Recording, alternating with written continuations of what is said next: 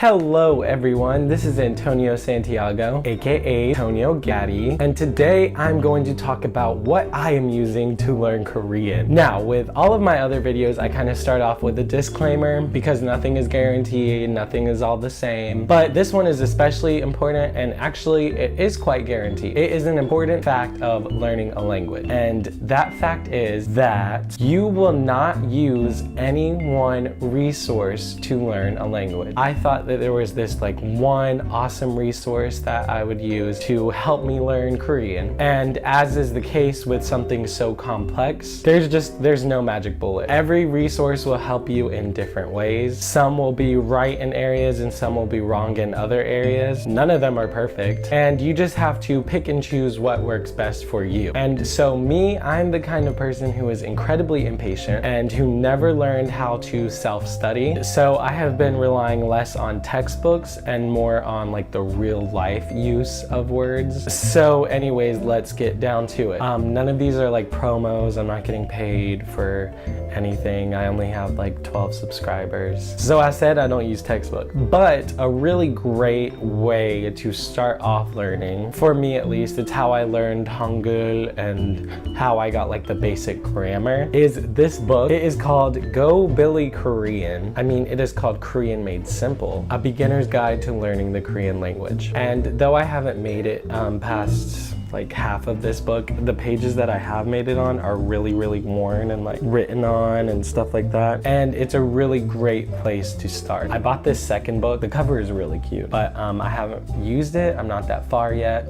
The second resource that I have used a lot is Hello Native. And I know that it's advertised crazy on YouTube by people who are sponsored by Hello Native, but it is something that I've actually used so much and asked so many questions. And one thing that you'll learn when you're trying to study Korean is that there are different rules and there's ambiguity with everything, and some grammar might make sense in some places and it might not make sense in others. And with Hello Native, you can actually ask native Koreans how to say certain things. What's the difference between this and this? And what context would I say this? And just different questions like that. And you'll want to ask a ton of them. I try not to be a butthead and answer as many questions as I can about the English language or sometimes even Spanish because I'm okay at Spanish. Third app I use, I would like to say it's Duolingo because Duolingo saved my life with Spanish. I've been using Duolingo to help me learn Spanish and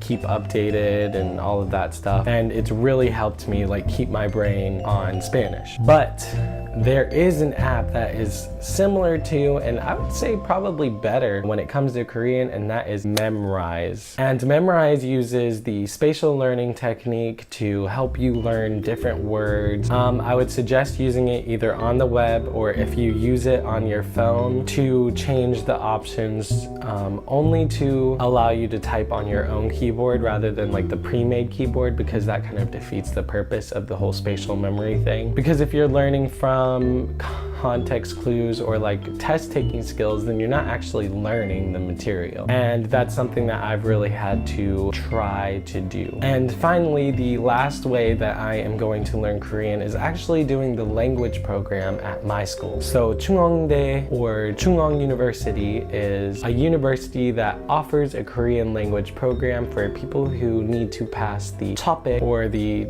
Korean proficiency test in order to study at the university. And so the reason I'm doing all of this studying now, I'm studying 3 hours a day or something like that. Trust me, by the way, you have to have so much patience to learn a new language, is that I want to go to level 2 rather than level 1 whenever I start off in this language program. So anyways, that's how I'm learning Korean as someone who is not good at self-studying. I'm starting to actually get to the point where I can translate songs. And okay, so one of my pet peeves when I started was people were like, oh, watch dramas and listen to songs and translate it then. But the problem is when you're starting from zero, that is not fun. It's tedious. You don't understand the grammar at first, which you need to know in order to properly translate a song or even know why it translates into that. And yeah, that was always super frustrating. But I've been trying to listen to K-pop and like watch K-dramas. It wasn't really my thing before, but now that I'm like trying to learn Korean,